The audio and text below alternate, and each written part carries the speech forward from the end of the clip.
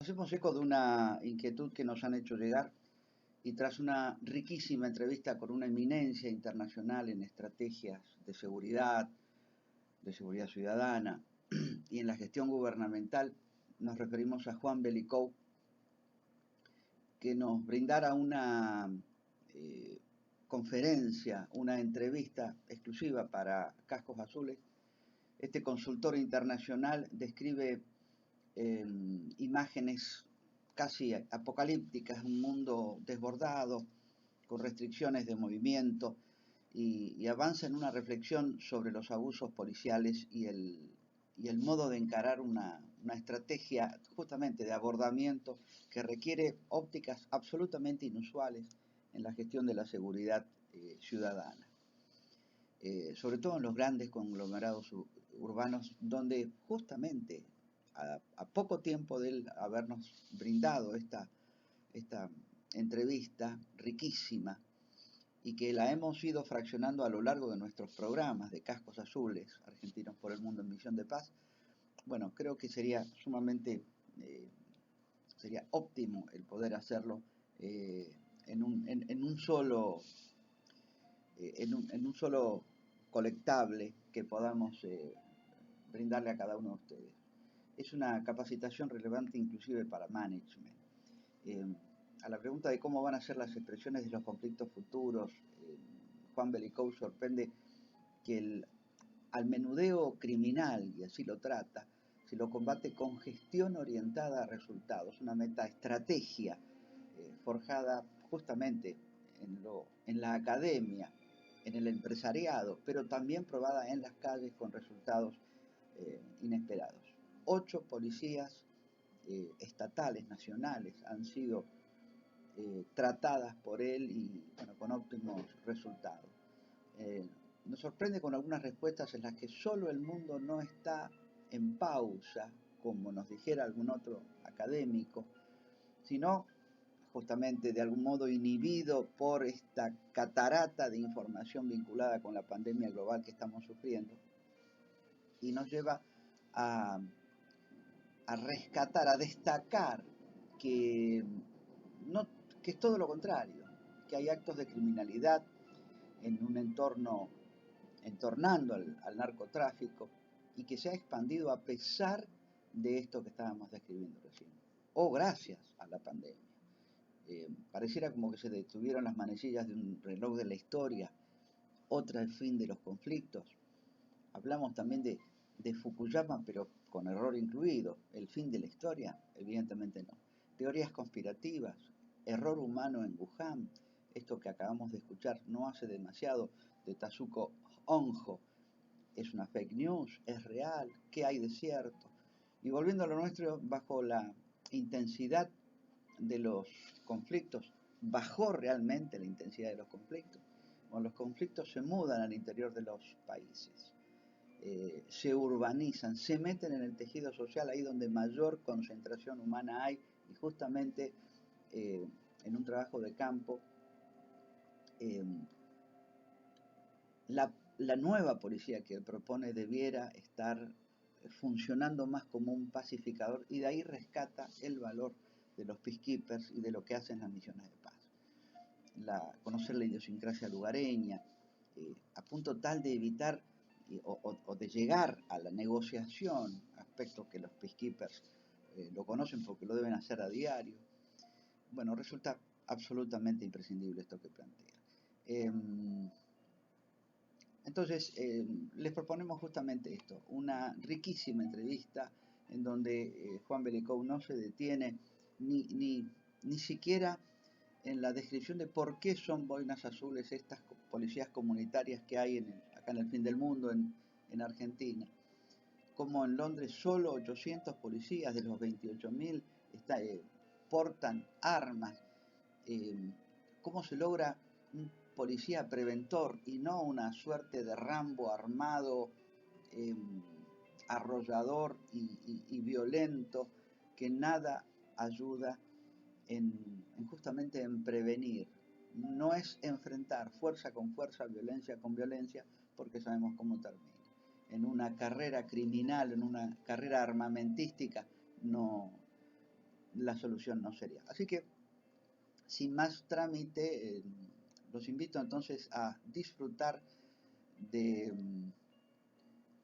40 minutos aproximadamente de una entrevista exquisita con un argentino que nos honra en el mundo por su expertise, por sus galardones, por su trayectoria.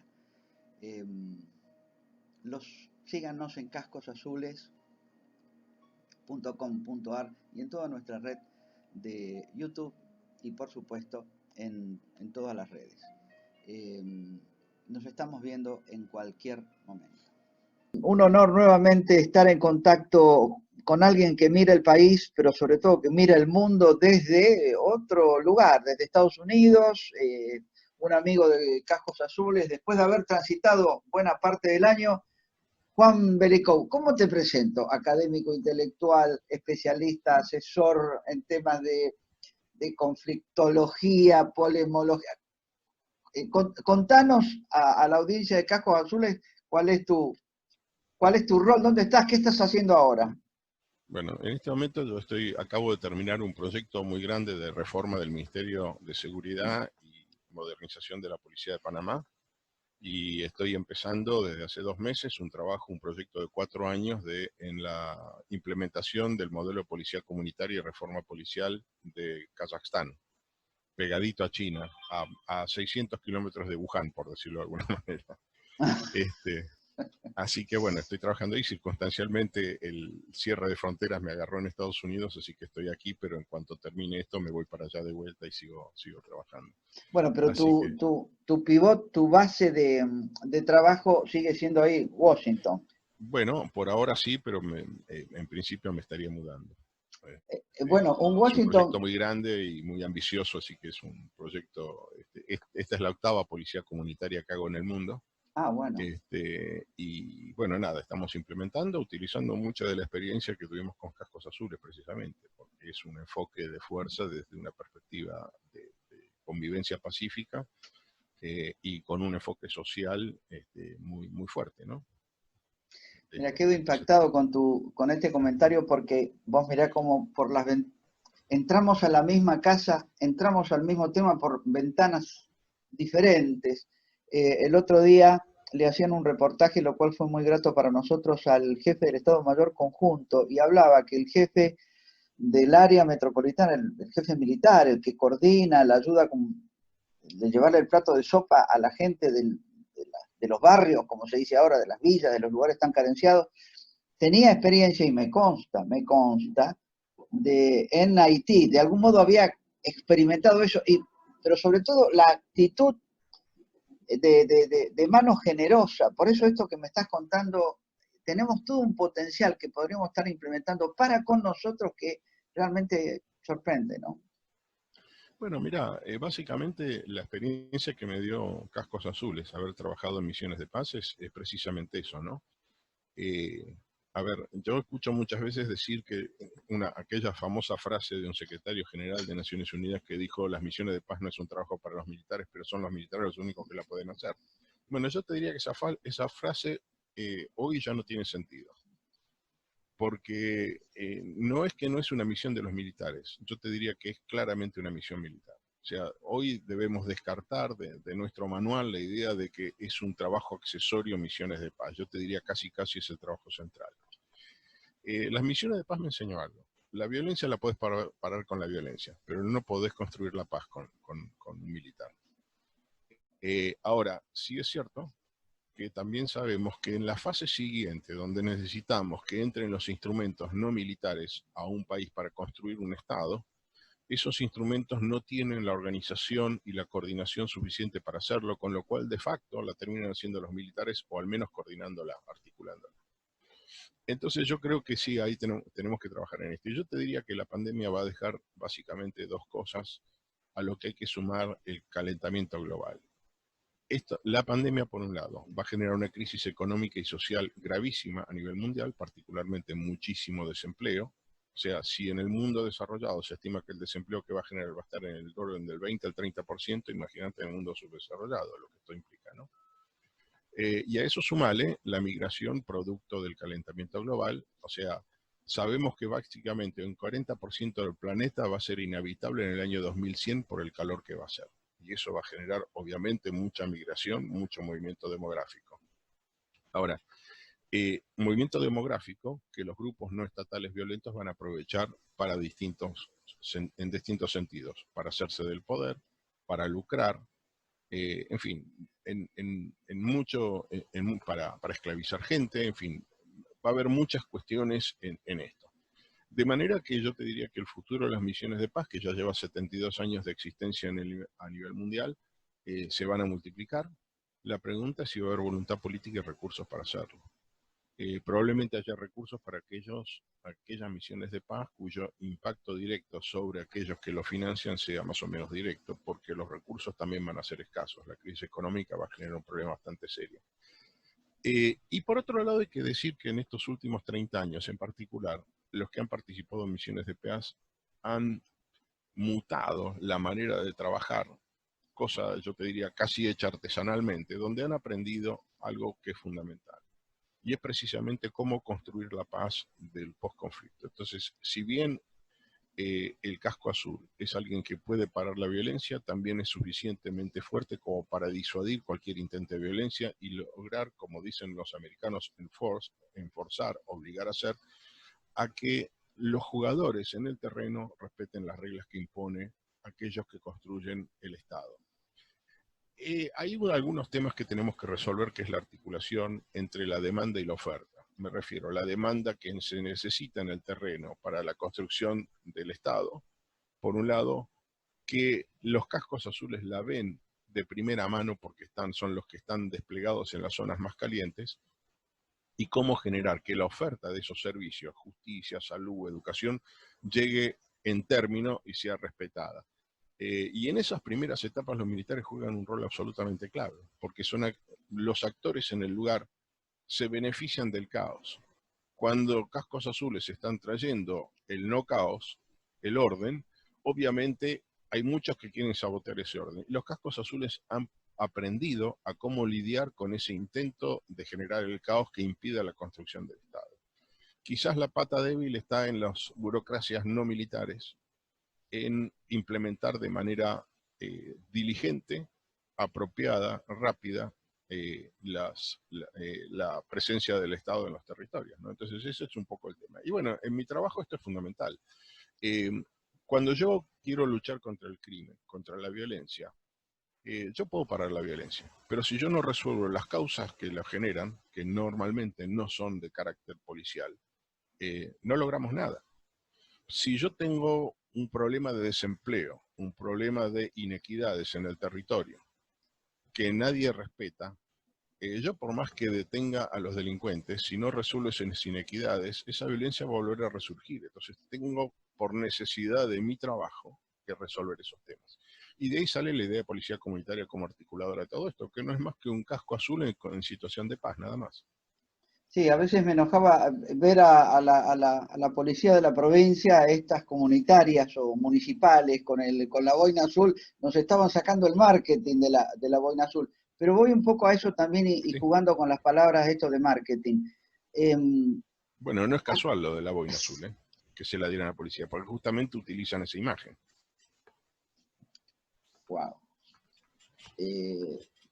Sí, perdón. Yo creí que nadie nos había defendido, nadie se había propuesto, pero ¿vos creés que hay una inteligencia con T y Z de haber asociado, porque sería entonces una jugada estratégica que a veces no se la asigno a muchos de los burócratas que hay dando vueltas por el mundo, no digo acá, digo en el mundo, Pero es sustancial esto que nos estás contando, es realmente, porque yo veo que los conflictos se están mudando al interior de los países. Sí, Y claro. también tengo el temor que la política, en su visión agonal, en su visión de lucha por el poder, se vea competido eh, por el que usa uniforme y de algún modo se esté como suicidando en el sentido de no querer pautar, de no querer pactar con quien le puede tranquilizar, llevar no es la palabra feliz, tener un estado de paz, como vos decías, donde desenvolver una sociedad, donde desenvolverse, desarrollarse, crecer una sociedad y no, y no lograrla. ¿Cómo, pero, a ver, cómo lo desarrollas? ¿Cómo lo implementás esto? Mira, en primer lugar, que volviendo al tema de la boina, te digo que es muy simple. La boina azul es tradicionalmente la boina de policía, el color azul es del policía, y el blanco es el de la paz, el celeste no es más que la combinación de esas dos cosas. Entonces, por otro lado, había marketing bastante notable. Nosotros veíamos en los medios a los militares que hacían una misión muy loable, muy reconocida internacionalmente. Y, a ver, los dos conocemos a quienes fueron los que implementaron las policías comunales en la Argentina. Y no me cabe duda, o sea, y tengo certeza, de que la imagen de la boina celeste la tenía muy presente. Por eso se eligió ese color, no fue una casualidad, ¿no? Lamentablemente no tienen el entrenamiento que necesitan tener. Yo te diría, entrenar a un policía comunitario, lejos de ser 3 meses como lo están haciendo ahora, o lo quieren llevar 1 año. A ver, para darte un ejemplo, los países que tienen las policías comunitarias más desarrolladas, la capacitación del suboficial es de 5 años. Wow. Tiene 5 años de psicología, por ejemplo. Estudian dinámica grupal, hacen mediación policial, hacen una serie de cuestiones que necesitamos seriamente. Es gente que puede entender un problema, analizarlo, tiene mucho trabajo analítico, entender cuál es la causa que genera los problemas, las raíces, hacer un análisis de prevención situacional, es decir, cuáles son las condiciones del lugar que favorecen la comisión de delito. Un árbol no podado es un lugar donde se esconde un delincuente. Una calle no iluminada. Podar los árboles, iluminar la calle no es una función policial, pero el policía sí puede identificar las vulnerabilidades que los lugares presentan. O sea, las cosas que nosotros sabemos de Cascos Azules no es nada nuevo, ¿no? Y por otro lado, hacer un análisis de prevención social. ¿Cuáles son las condiciones, digamos, humanas que hacen que la persona sea víctima o victimario? Las dos cosas son fundamentales, porque hay víctimas que están disponibles. Vos fíjate que el 80% de los delitos lo padece el 40% de la gente. O sea, hay un grupo de gente que es mucho más victimizada que otro. El 80% de los delitos, por ejemplo, en una ciudad como Bogotá, ocurren en el 5% de su territorio. O sea, el delito está hiperconcentrado en gente, o sea, en quienes cometen los delitos, en quienes son víctimas de los delitos y también en los lugares donde ocurren. Incluso en los horarios donde ocurren. Si vos haces un análisis de los horarios donde ocurren los delitos, vos podés identificar claramente dónde, cuándo y por qué ocurren los delitos. Con lo cual, si vos haces un trabajo analítico bien detallado, vos fíjate, para que te des una idea. En este momento los policías comunitarios que tienen en Kazajstán tienen horario libre. ¿Qué quiere decir esto? Ellos deciden el horario que quieren trabajar. Porque yo les estoy exigiendo resultados. A mí no me importa cuántos operativos hacen. A mí me importa que en el territorio que se les asigne no haya conflictos. Y ellos, en base al análisis de información que tienen, son los que deciden. Yo trabajo en un lugar donde, por ejemplo, hay una terminal de ómnibus donde la gente pasa de un colectivo al otro. Un lugar de conexión de transporte público. Sabemos que en esos lugares las horas pico de entrada y salida del trabajo es donde más delitos ocurren. Entonces el tipo se despliega en esos territorios porque sabe que ahí es donde tiene mayor impacto. Ahora, si es un barrio de dormitorio, él sabe que el delito ocurre mientras la gente está trabajando, es otro horario. Entonces depende del territorio donde vos estás, vos decidís en qué horario vas a trabajar. Y yo al policía lo uso como uso a un médico. Hoy un policía no es un patán, como hace 120 años, contratado por el jefe de policía, un tipo sin ningún entrenamiento, pero bastante grandote y violento, que frente a la aparición de un delincuente le hace frente y lo para. Hoy un policía es un profesional. Profesional en toda ley. ¿Qué quiere decir esto? Como un médico. El médico no consulta al director del hospital cada vez que va a dar una receta. El policía tampoco tiene por qué estar consultando a su jefe cada vez que tiene que resolver un problema en el territorio que se le asignó.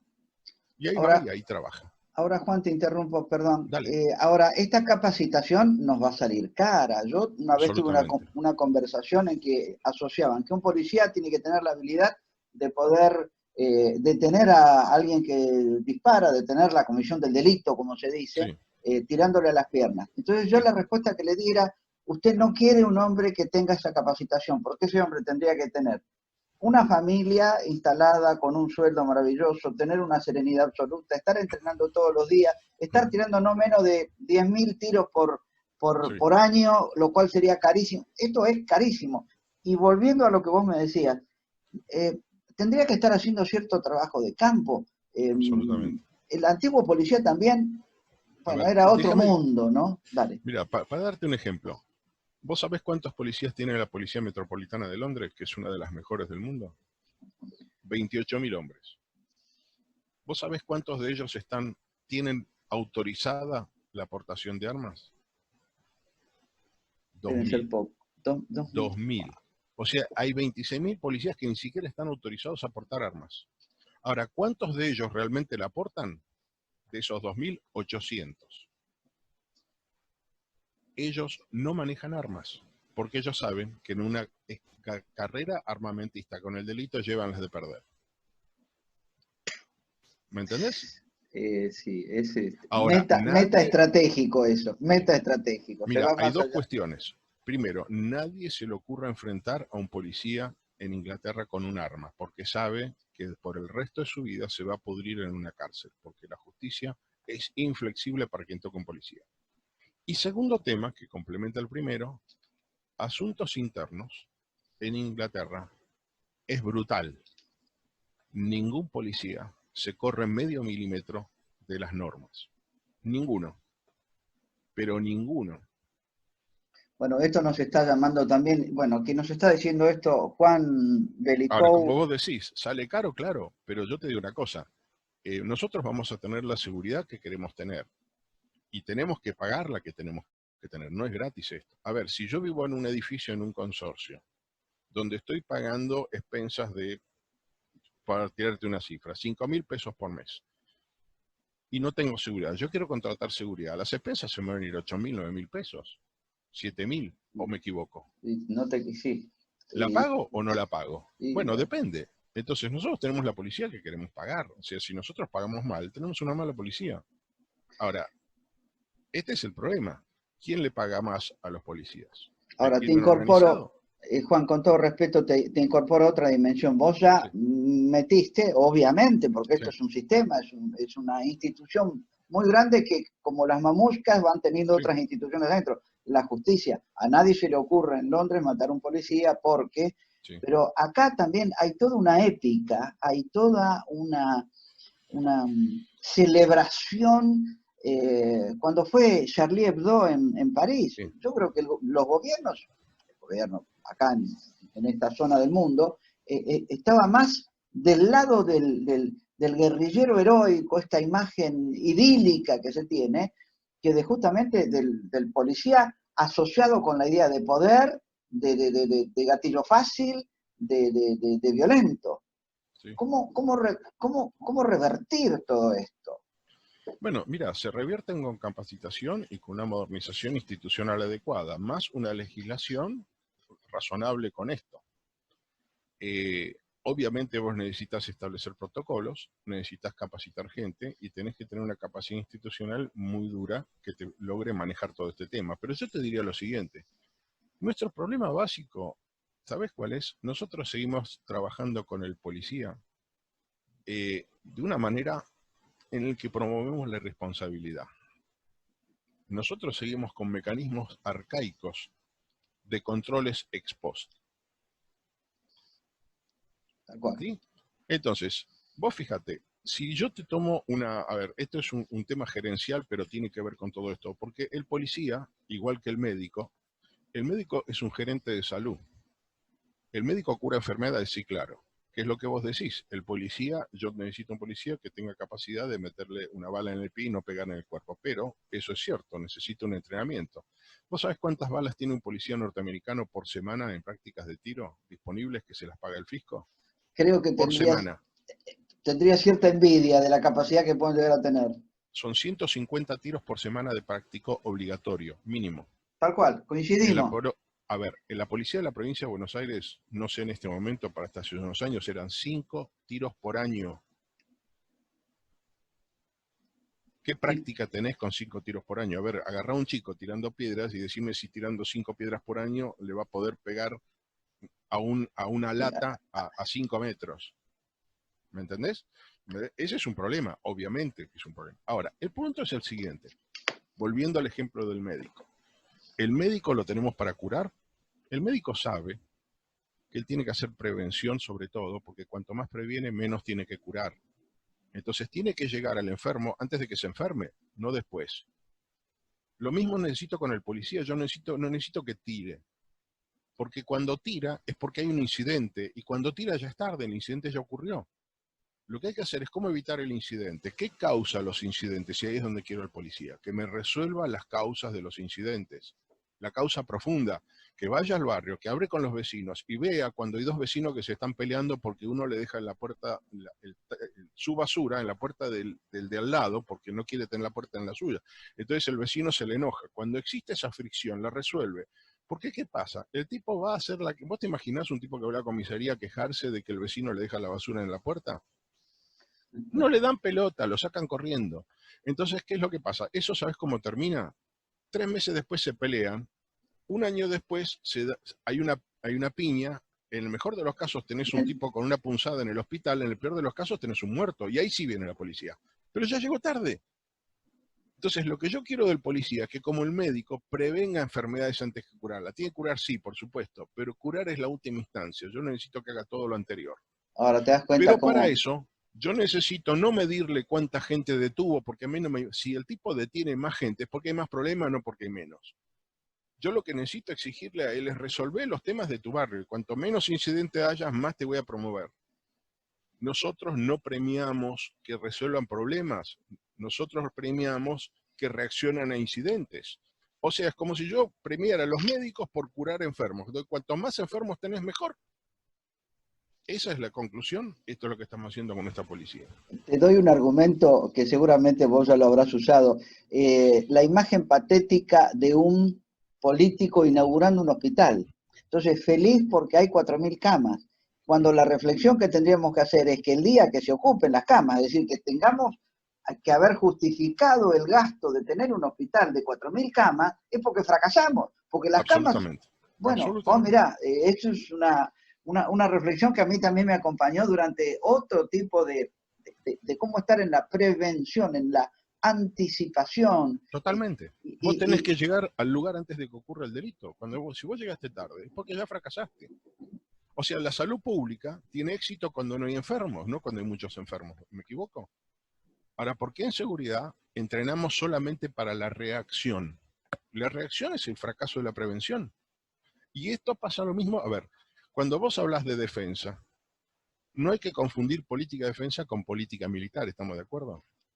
Sí, error eterno. Bueno, ¿por qué confundimos política policial con política de seguridad? No, tal cual. Y ya ni hablar de una política salarial policial, que no tiene mucho menos que ver con lo otro. Ahora, vos tenés que darle los recursos, la capacitación correspondiente. Vos fíjate, estos problemas que estallaron en estos días en Estados Unidos, ¿dónde está el fracaso? En la La falta de prevención. capacitación de los policías. O sea, el policía hace lo que le ordenaron hacer y hace aquello para lo cual lo entrenaron. Al tipo le dijeron, vos tenés un tipo que se te resiste, lo acostás en el piso y le prestás el cuello, lo tenés ahí. Ahora, nadie le dijo cómo resolver el tema. No hay instancias de mediación ahí, o sea, ahí hay un problema.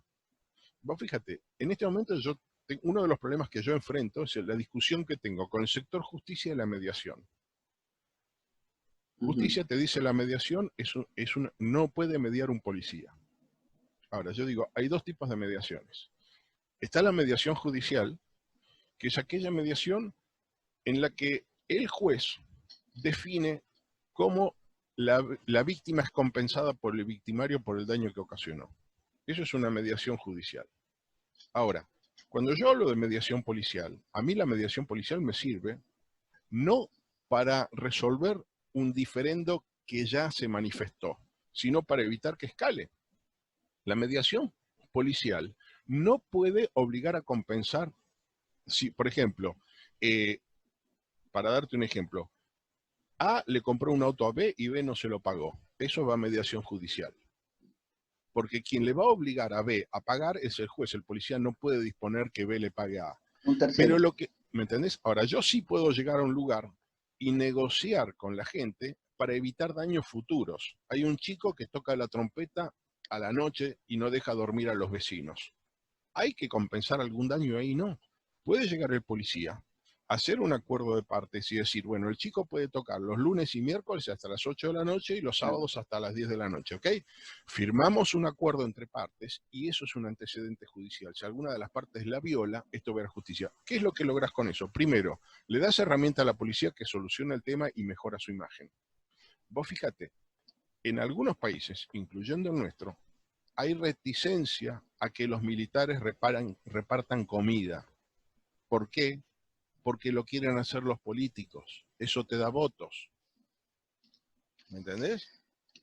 Tal cual. Me quedo con una palabra que vos dijiste y con otra que yo agrego. Esto de hacer, de negociar, es la esencia del casco azul, es la esencia del No Golden Rule. solamente eso, pero además, ¿sabés qué? Descomprimís la justicia, que la Tal cual. justicia se ocupe de los temas serios, no de resolver un problema de que Ale dejó la... A ver, si yo resuelvo un conflicto de dos vecinos por el tema de la basura antes de que haya un balazo, me ahorro el tema de la investigación policial, la intervención de la justicia. ¿La justicia qué va a hacer con un caso de un tipo que le deja basura? ¿Cuál es el daño? Ni siquiera hay un bien a tutelar en ese caso. Pero dale la autoridad al policía para que pueda manejar esa mediación, que eso genere un antecedente judicial para que el caso de que alguno no incumpla, vos vaya con esa nota escrita, que se quede una copia del policía y una cada una de las partes que negociaron y decís, acá hubo un acuerdo y él lo violó. Pero vos ya tenés un daño concreto con un acuerdo que fue violado y ahí sí vas a la mediación judicial cuando la cosa escala, pero lo básico lo desagregás. Ahora vos con eso le das no se lo quieren dar, porque no quieren que ningún uniformado haga cosas buenas que pueden darle voto a algún tipo. Entonces vos fíjate que hoy el puntero político hace las cosas que debiera estar haciendo otro operador. Prefieren que lo haga el puntero político. Ahora, el puntero político media ¿de qué manera? Media a cambio del voto, y si sabe que vos no lo vas a votar, entonces está muy tildado. ¿Me entendés lo que quiero decir? Absolutamente, porque esto también se ve en las zonas de conflicto con el warlord. Exactamente. Los señores de la guerra que si sos, bueno, estamos también con los chicos soldados, con todo lo que es la negociación, Absolutamente. pero para tener una base de poder y poder imponerse en esto. Nos quedan casi nada de Dale. tiempo, querido Juan. Es un placer escucharte y cómo nos clarificas la vida y el pensamiento. ¿Cómo salimos de la pandemia? ¿Qué mundo nos viene? ¿Los conflictos se han detenido o se han ralentizado? ¿Está el mundo en pausa? Teorías conspirativas. ¿Fue China? ¿Fuimos nosotros? ¿Era un arma prevista? ¿Fue una mutación genética deliberada lo que generó esto? ¿Es tan grave? Mira, Si se llegara a cortar, volvemos. no, bueno, para ponértelo en términos muy claros, si fue China es irrelevante. En realidad atribuirle a un Estado una cuestión de ese tipo, salvo que haya sido voluntario, cosa que hoy por hoy no solamente no está probado, sino que está probado lo contrario, que no hubo ninguna intencionalidad humana detrás de todo esto.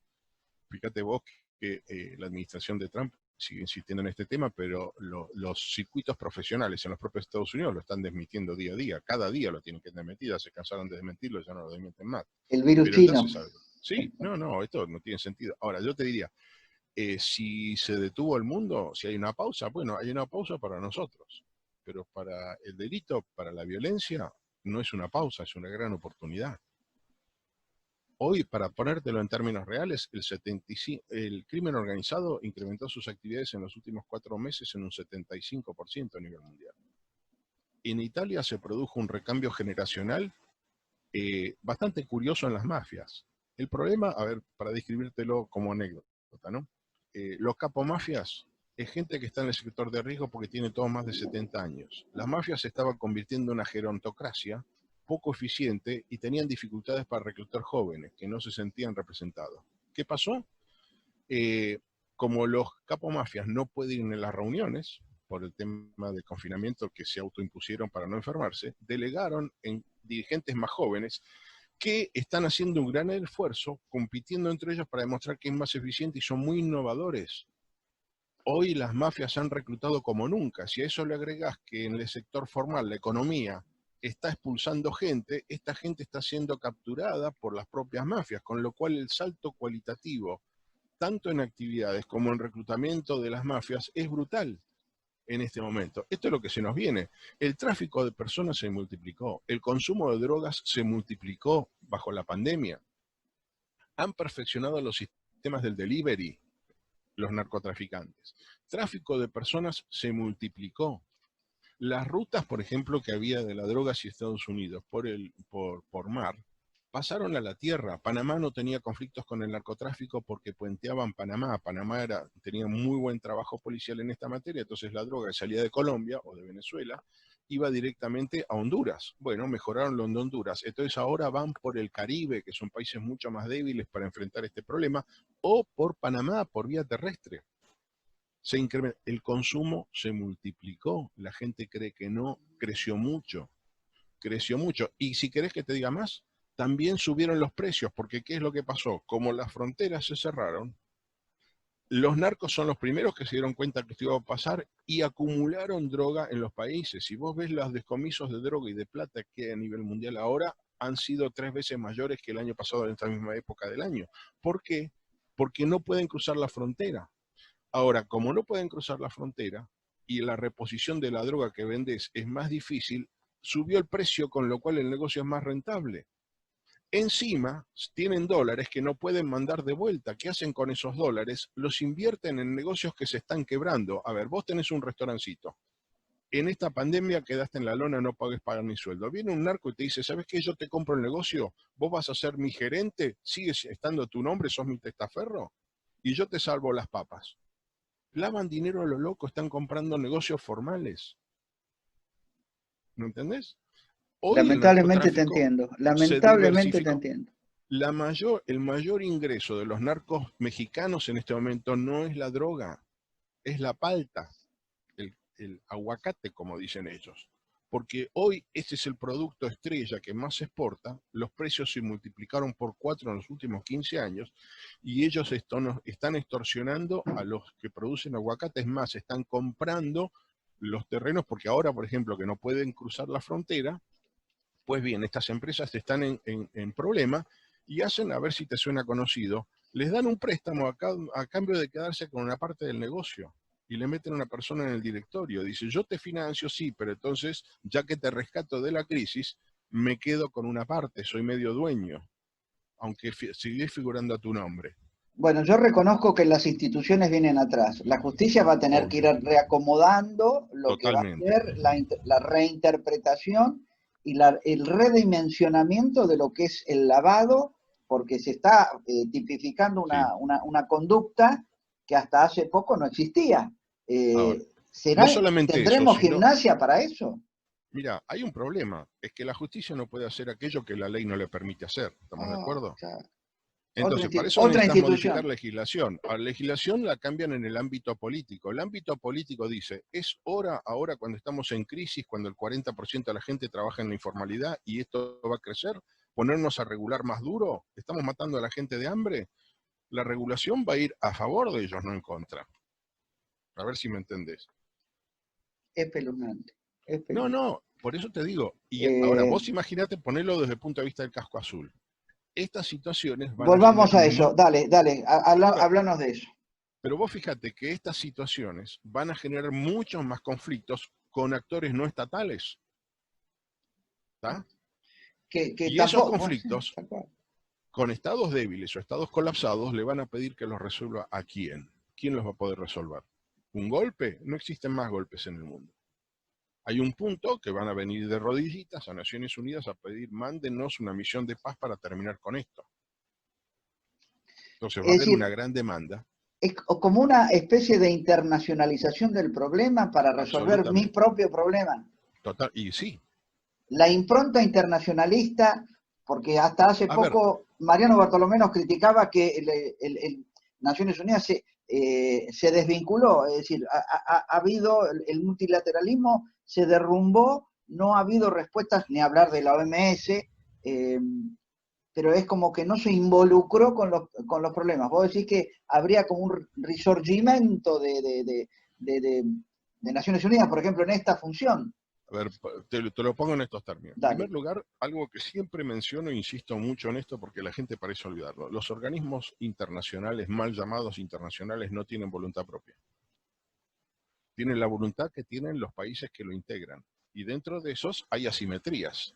A ver, cuando Estados Unidos quiere algo en Naciones Unidas, obviamente tiene mucho más peso que se lo quiere a Vanuatu. ¿Tá?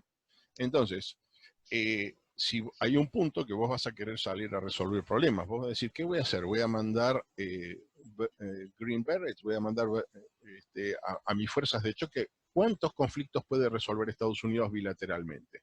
3, 4, 5, 10, vamos a tener por lo menos 80 países en conflicto. Entonces ahí vamos a apelar al multilateralismo. Hacemos una vaquita, todos ponen un poco, recursos humanos, recursos financieros, y ahí vamos a intervenir. Obviamente vamos a priorizar aquellos países que nos afectan más. Los países que están generando expulsión de migrantes hacia Europa, obviamente van a ser inmediatamente beneficiados porque Europa tiene interés en eso. Obviamente, a ver, ¿por qué Estados Unidos se preocupa tanto por el Triángulo Norte? Y porque es de donde vienen más presión migratoria padecen. Es así de simple. Más allá de que además es la zona más caliente, se justifica que es una zona caliente, pero en realidad si fuera una zona caliente como la zona de los lagos de África, que es igual o más caliente que el Triángulo Norte, a Estados Unidos no le preocupa porque no es su patio trasero. Tal cual. ¿Tá? Entonces, la demanda va a crecer, esto está claro. Ahora, cuando un país no tiene ninguna capacidad de resolver un problema, porque no tiene recursos, no tiene capacidad institucional, le hace recursos, no tiene marco normativo, porque la legislación no va a ser la adecuada nunca, y además no hay voluntad política, porque la voluntad va a estar cooptada por los poderes informales, bueno, hay un punto que esto va a volar por los aires y van a pedir una intervención internacional. Si no, vamos a tener 80, 90 estados criminales. No, ya no hablo de estados fallidos, directamente estados criminales. Y esto a alguno le va a molestar y va a decir, bueno, volvamos a hacer algo al respecto porque esto así no da. Y yo no le puedo dejar a Alemania que resuelva 3 países, Francia que se encargue de otros 2, porque además hay un problema. Cuando vos intervenís con una sola bandera, también estigmatizás, promovés el odio. Entonces más vale la bandera celeste, que es más neutra, o sea, despersonaliza la intervención. Entonces, ahí hay un tema, eso está claro. Ahora, tenemos que lograr eficiencia en esta materia, y vuelvo a mi tema inicial. Nosotros necesitamos dejar de gestionar productos, insumos y procesos. Tenemos que empezar a hablar de resultados, y no resultados en términos de productos, sino de impacto. A ver, para ponértelo en términos gerencial moderno, te diré lo siguiente. Tenemos que implementar gestión orientada a resultados, que es lo que estoy haciendo con Policía Comunitaria. ¿Qué quiere decir esto? Nosotros tradicionalmente a las agencias les controláramos ¿qué? Les controlamos cómo compran y cómo hacen su trabajo. Ahora, les controlamos qué resultados logran, y cuando digo resultados, no digo, si yo quiero mejorar la educación necesito más escuelas. No voy a medir cuántas escuelas, porque la escuela todavía no es el impacto. El impacto es si realmente los chicos van, si los chicos producto que van a esas escuelas aprenden mejor, y gracias a si aprenden mejor consiguen mejores trabajos y mejor calidad de vida. Eso es lo que tengo que medir. Cómo mi producto de lo que estoy haciendo logra mejorar la calidad de la vida de la gente, que es lo que le estoy pidiendo al Policía Comunitaria donde yo trabajo en este momento. A mí no me cuente cuántos operativos. ¿De qué me sirve? Mire, vos fíjate cómo trabajábamos en Kazajstán. Yo tenía un policía que en una calle donde había muchas infracciones de tránsito, lo mandaron a parar gente y a hacer infracciones. Y el tipo lo medían por la cantidad de multas que hacían. La gente vio que estaba el policía ahí todos los días y pasaba menos, lo presionaban más, entonces empezó a parar por cualquier cuestión. La pregunta es, en esa avenida, ¿se redujeron los accidentes? No. Donde estaba el tipo, Bajaron los accidentes, pero 2 cuadras más adelante, porque cuando lo pasaban volvían a acelerar, volvían a pasar el semáforo rojo, volvían a chocar. Entonces yo que agarré, me senté con el policía y le dije, ustedes 4 se van a encargar de esta avenida en estas 15 cuadras y me reducen los accidentes acá. No me importa lo que ustedes hagan, yo no les voy a medir qué cantidad de nafta gastan ni la cantidad de multas que hacen. En realidad, cuantos menos multas me hagan, mejor. Yo lo que quiero es que acá baje ese indicador. Les costó entenderlo, pero a los 3 meses empezaron a bajar. Ellos mismos definieron en qué horarios tenían que trabajar, en qué horario su presencia generaba más impacto, y ellos solo me empezaron a indicar en dónde tenían que ubicarse, qué día y en qué momento. Entonces empezaron a definir operativo, tal día en tal lado, tal día en otro lado, tal día en otro lado. Después vinieron las broncas. Estamos bajando la recaudación por multa, pero a ver, ¿qué preferís, salvar vidas o cobrar más por Y multa? no, hay que tener muy claro todo. Esto, Y se terminó el eh, problema, se me terminó la discusión. La gente estaba feliz porque gestión en por esa avenida, objetivos, bajar la oíme, estrategia ¿sabés qué me al... llegaron a hacer los policías? A modificarme la secuencia de los semáforos.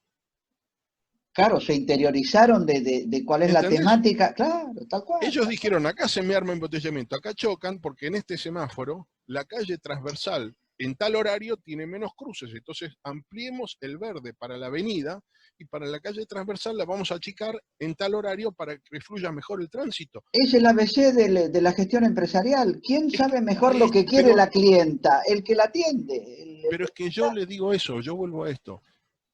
Tomemos al policía como un médico. Si lo tengo 5 años estudiando en la academia o 3 años sido suboficial, el hombre tiene conocimiento suficiente para gestionar. Dejemos de Claro. considerarlo como un idiota que lo único que hace, yo lo saco y digo, a ver, me recorre tantos kilómetros, me hace tantas multas, me para tanta gente, y le controlaban procesos. Yo quiero resultados. A mí contame cómo a fin de mes esta estadística mejoró en relación al año pasado.